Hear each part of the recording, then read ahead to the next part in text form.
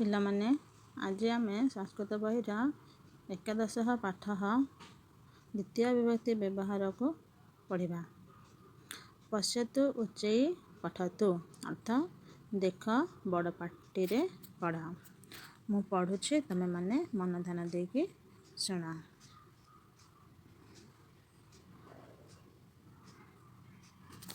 ଛାତ୍ରଃ अस्ति, ବିଦ୍ୟାଳୟଃ अस्ति, ଛାତ୍ରः ବିଦ୍ୟାଳୟଂ ଗଚ୍ଛति।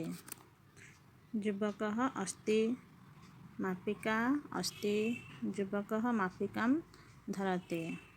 ବାଲିକା अस्ति, ଫଲମ୍ अस्ति, ବାଲିକା ଫଲಂ ଖାଦତି।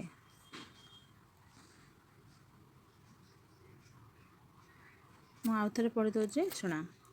ଛାତ୍ରः अस्ति, ବିଦ୍ୟାଳୟः अस्ति, ଛାତ୍ରः ବିଦ୍ୟାଳୟଂ ଗଚ୍ଛति। युवकः अस्ति, मापिका अस्ति, युवकः मापिकां धरति। बालिका अस्ति, फलम् अस्ति, बालिका फलं खादति। एत तुमने पढ़ी पारिब ना।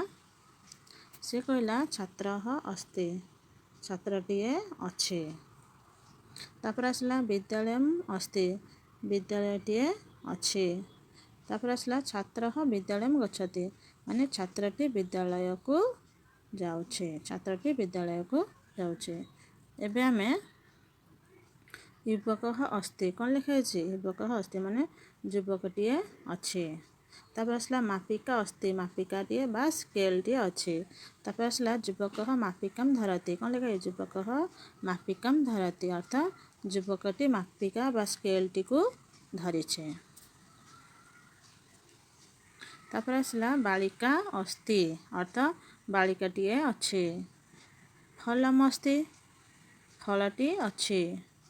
बालिका फलम खादते, बालिकाटी फल खाउछे। हला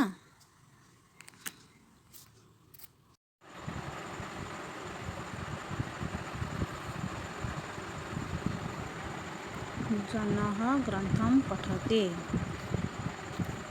शिक्षकः घटिं पश्यति।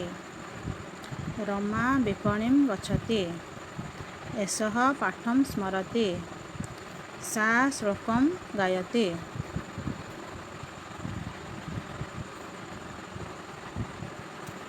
अहं रोटिकां खादामि, शिशुः जलं पिबति। दर्शकः नगरीं पश्यति, जननी पुत्रीं पृच्छति। त्वं गुरुं नमसे। शुणिल मन दे, मैं आउ थे पढ़ी दूसरी, मन ध्यान दे शुण, ठीक अच्छे। जनः ग्रन्थं पठति, शिक्षकः घटिं पश्यति। रमा विपणिं गच्छति, एषः पाठं स्मरति। सा श्लोकं गायति। अहं रोटिकां खादामि, शिशुः जलं पिबति। दर्शकः नगरीं पश्यति, जननी पुत्रीं पृच्छति। त्वं गुरुं नमसे। वर्तमान धातु शब्द गुड़िकर द्वितीय विभक्तिर एक वचन, द्विवचन, बहुवचन को पढ़ा। मु पढ़ुची, तुम्हें माने मन ध्यान देकी देख एवं शुण। बालकं बालकौ बालकान्, शिक्षकं शिक्षकौ शिक्षकान्।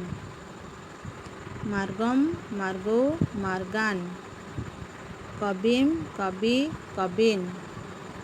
मुनिं मुनि मुनीन्, गिरिं गिरि गिरीन्।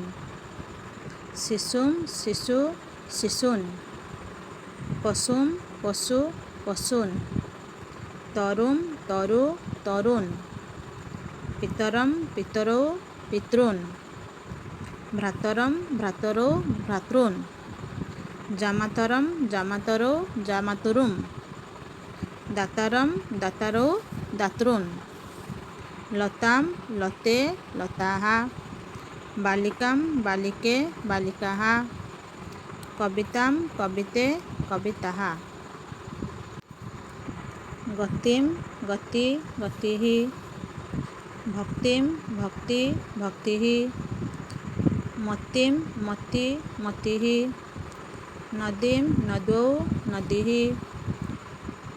घटिम घटयो घटिः, धेनुम धेनु धेनुः, चचुम चचु चचुः, रजुम रजु रजुः, बधुम बधौ बधुः, श्वश्रुम श्वश्रौ श्वश्रुः।